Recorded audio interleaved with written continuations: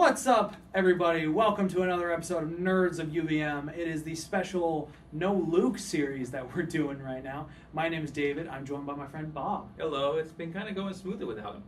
Yeah, it's been okay, I would say. Yeah, I mean... We miss you, Luke. Don't worry. I miss Luke very much so. I don't know about Bob. I can't speak for Bob, and I can't speak for Frederick. I think Frederick is actually okay not having you around.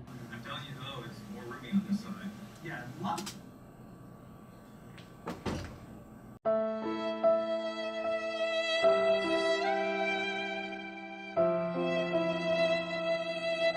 So, in the spirit of dismembered body parts and the like, Bob has brought us a very interesting, very timely topic. Bob, what are we talking about? So, season 8 premiere of Walking Dead happened this past Sunday. I'm sorry, I was doing the theme song. Yeah, good intro though. Thank you. I mean, I don't know. I'm not really a super fan. Really? I'm not a super fan. Talk to me about your history with The Walking Dead. Okay, so I didn't watch it when it premiered. I think I was deployed when it premiered, to be honest. 2010, I think. Was No. I'm sorry. So I was in. I was probably in boot camp, to be honest, when a lot of this Walking Dead stuff came out. Okay. Yeah. So I was in boot camp and stuff, so I missed a lot of the intro stuff. I didn't see it until someone showed me like the first season on DVD or something. Right. I like the first season a lot. I think the first season of what I've seen is my favorite. I think so too. I think it's the best stuff. After that, a lot of people have a love-hate relationship with it because they're like, oh, they shouldn't have spent so much time on the farm. The farm was 13 episodes. Yeah, they shouldn't have done this. They shouldn't have done that. But I'm like, and an argument I have is, first of all, it's based on a comic book series. Mm-hmm. In a comic book series, they can be on the road for as long as you want. But for like, especially like AMC still starting up back when that came out, mm-hmm. They didn't have a budget, so they had to. Some would say they still don't. I think they have a lot bigger budget now. No, definitely. But like the first two seasons, they didn't have like a budget, so they had to stay stationary, mm-hmm. which is what people hated. But I mean, I get it though. I get it. And like the farm was very slow because they had to do 13 episodes, and that's hard to do. Even if you split it up into A and B seasons like they do now, mm-hmm. 13 episodes on a farm, unless like you can like try to get a lot of variety, is like, it's painful. Yeah. The farm was definitely a long stint, I think. Looking back on it, I don't think I hated it as much as I used to, but it was definitely like, it was a rough patch. But I also think, did they lose a few producers and stuff as well? Like a big key producers during the second season too? The second season, I don't know about that. I think I do remember hearing something during like the third season when a big producer left. I think his name was,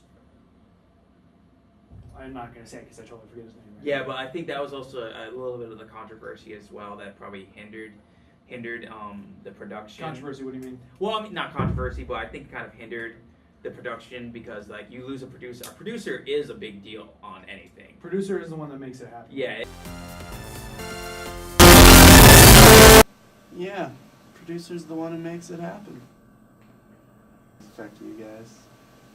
Robert Kirkman, who still produces it and still is the comic book writer, he's still on it, but like if you have like at least 2 or 3 producers on one big project, hey, you got it working again. Yeah, I did. I just took out this little ball joint that was getting installed. Yeah. Yeah. So, But like if you have multiple producers on a show or even a movie, it makes things run smoothly because you're all in the same mindset. But I think like the controversy was they weren't all on the same mindset. mm-hmm. So I understand that. But overall, I think it's been all right. I've enjoyed it so. Talk to me about what where your feelings are right now. Man, I think it should have ended.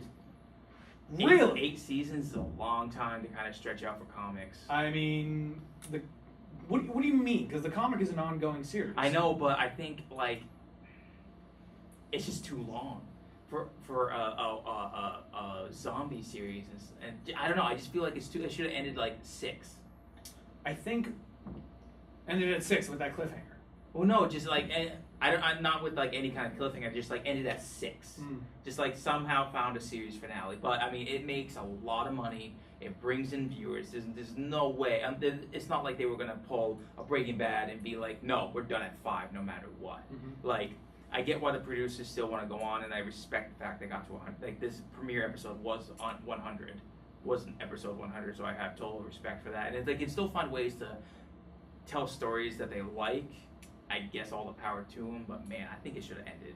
Okay. I think it should have. I mean, I respect that. I don't technically agree with that because I feel like in the world of a survival story, there are always opportunities to present challenges for your characters. Yeah. And I think Negan is a great challenge for them to sort of deal with. Yeah. Especially in the current dichotomy of the cast. Like, in the season 8 premiere, the priest, who I am forgetting his name. Gabriel.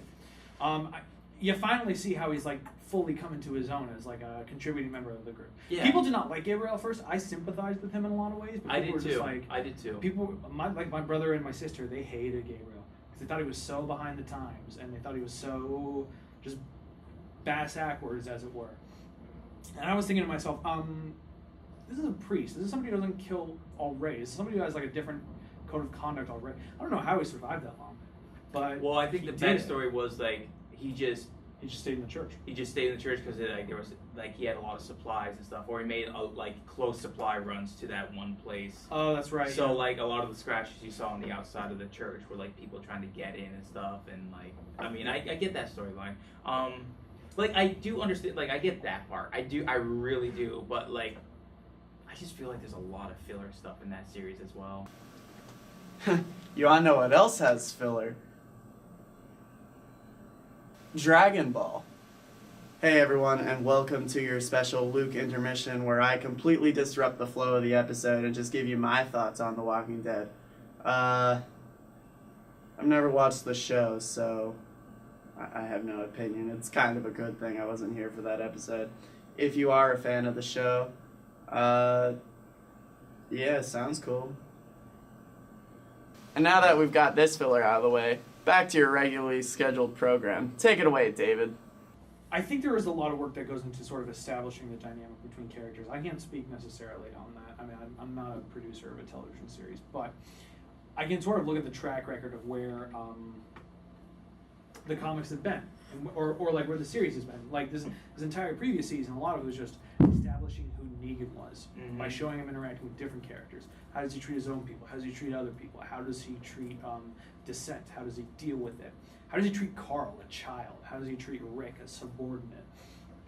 I think the same can be said for how the governor went about. But the governor was a little bit different because it was it was immediately shown like with his heads in the fish tanks that he was, there was something sinister behind. Yeah, I mean, and the same thing was with Negan. But Negan, it makes sense about him, especially when you listen to Jeffrey Dean Morgan go about it, because Jeffrey Dean Morgan is an amazing actor. Does Negan phenomenally. He's probably my favorite character on the show right now. Honestly, yeah, I like Negan. I love Negan's intro. Negan's intro was amazing. Yeah, like Jeffrey Dean Morgan, he said like in that very first episode, like Jeffrey Dean Morgan doesn't think of Negan as a bad guy. He thinks of Negan from his perspective.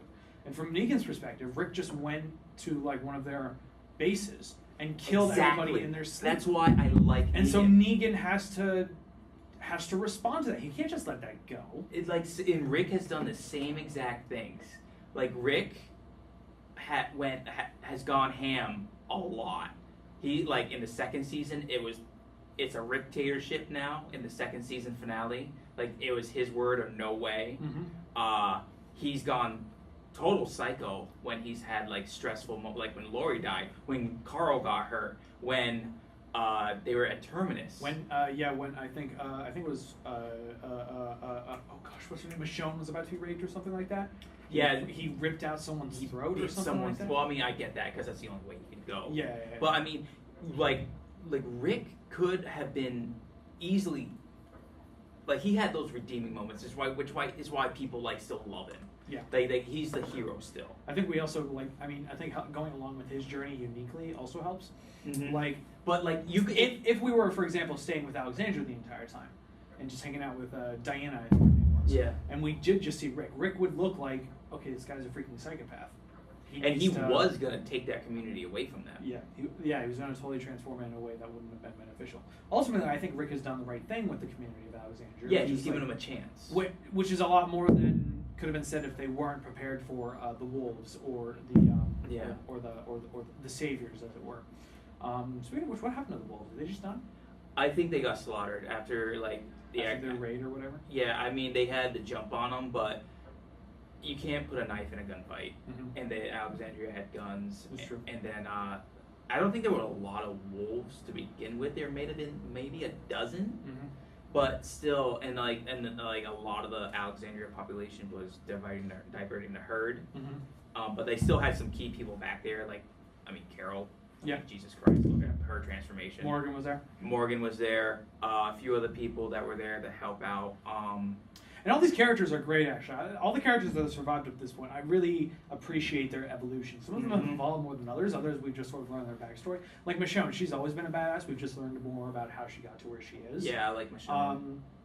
When it comes to Carl, I've actually really respected how they've treated Carl and what they've done with him.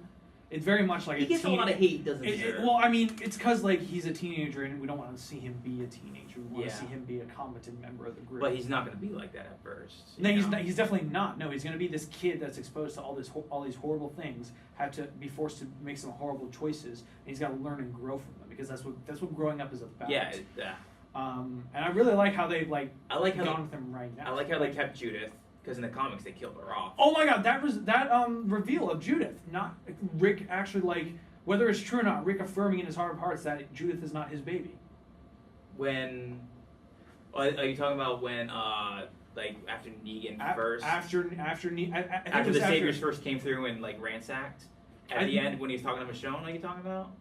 I don't know if it was when it must have been when the Savior first came by and he was Shane was a friend of mine. I don't talk about him too much. This is his child or something like that. But he still loves her unconditionally. Yeah. Which is great. Yeah. So I really like that. Don't get me wrong. It's I still like how they've gone with storylines and stuff. I love Negan. Negan is great. And I get why Eugene went with Negan. I do too. He's a coward. He's a coward, but he does what he does best. He lies. Yeah. And he's very intelligent. Do you think Eugene is legitimately with Negan throughout all this? Not entirely, because he gave Sasha the suicide pill. Okay. So do you think he's trying to work within the inside, or do you think he's literally just enjoying the benefits until Rick stops him?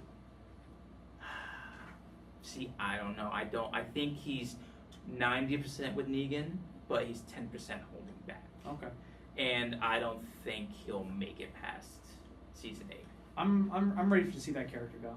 I like Eugene. I like where he's gone. I like how he stepped up, especially when they were taking Alexandria back. I like how everybody stepped up in that sequence. Yeah. That was an amazing sequence. Just they were just going raw on all the walkers, which was great. But Eugene, I don't think he's gonna make it. Okay. I think they have to kill off main characters in season 8. Because they say this war is going to be impactful. When you say main characters, what do you mean by that? Because there are some characters that are main characters, but they're not listed as I think Carol. as season regulars. For example. Carol. You think Carol goes? I think Morgan goes. I don't know about Morgan. See, they could do that. I feel like. Or maybe he'll just walk off into the distance because he kind of went back on his non-killing kind of stance. Maybe. I would like to see Morgan stick around because I like Morgan. Honest to God, the complaints about The Walking Dead killing off almost all the black characters that they have, it's a legitimate complaint. I remember in the middle of season 5, I didn't even know they had that complaint. They almost none of their black characters last around very long. You think about T-Dog, who only lasted 3 seasons. I kind of looking back at it now, I do, but I never knew that it was a straight up complaint about it. People have noticed that it happens, okay. And I don't think it's intentionally I would like to keep Ezekiel around a little bit longer. I want Ezekiel to be a season regular. He's not a season regular. They promoted Stephen Ogg and the girl who plays Ethel, I think is her name, the kid girl. Oh, Enid. Enid, yeah, and they made Enid a series regular, but they didn't make Ezekiel a series regular, which I was a little. Because he's got a freaking tiger. You got to keep around. You got to keep around Ezekiel and Career Payton, I think is how you say his name. He is fantastic. Honestly, I haven't seen him act physically in a lot, but he's fantastic. I love those dreads. Those are badass. Now I know we got to wrap up, but I don't. What do you think? Because in the comics, potential spoilers. I'm telling you guys that right now. Potential spoilers. Negan does survive the war. Why you gotta? I mean, yeah, but what do you gotta say that? Why you gotta even put it out in the open? What are you doing? Because I'm that kind of person. Okay. Do you think he'll die? In the comics, he survives. I'm gonna put that out. With the precedent that they've set, where Rick has said, "I am going to kill you." He even said at the beginning of last episode, "Lieutenants of Negan, you have the chance to surrender now and to live peacefully with us." And then I think Negan says something like, well, what about me, Rick? And then Rick's like, you already know what's going to happen. I would be super duper surprised if you see him with a beard in the cell. Yeah, I would be super duper surprised by that. Also, I think it's like Jeffrey Dean Morgan is probably commanding a pretty pricey paycheck. I would imagine that, like, for that sake and for the sake of like this, he might come back later. Like they might keep that reveal maybe later. Like I think this all out war thing. I think it's like a 2-season thing. I think it's in the last 2 seasons because the book, I think the arc in the comics lasts like a full year or something like that, right? It's a big war. Yeah, it takes a long time. Yeah, it does. Because there's also like a couple more factions that have yet to be introduced. I think, right? Yes. Yeah. A few more. A few more. I don't know that much. It's just like me because I've like sort of browsed it a little bit online. Yeah. I don't think they. I think they kill Negan. I do. I think they kill Negan. I'm leaning towards that too. I think they kill Negan. I agree. I think they kill Carol. I think they may even kill Carl, though I'm a little hesitant on that one. I think they kill Carol. I think they even Carol and Rosita. I could see Rosita going. I can see Rosita going. I don't think they're. I think I could Rosita less see. than I could Carol, see but a few more of like those little more side characters going as well, but we don't have time to discuss that. I think.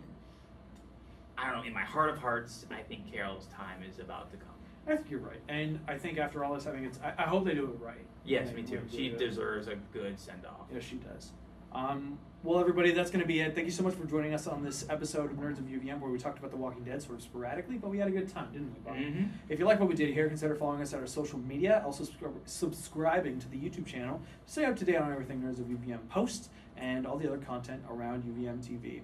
And with all that being said, I've been David. I've been Bob. And this has been Nerds of UVM. Thank you so much for joining us, and until next time, live long and prosper. Coral! Oh, man.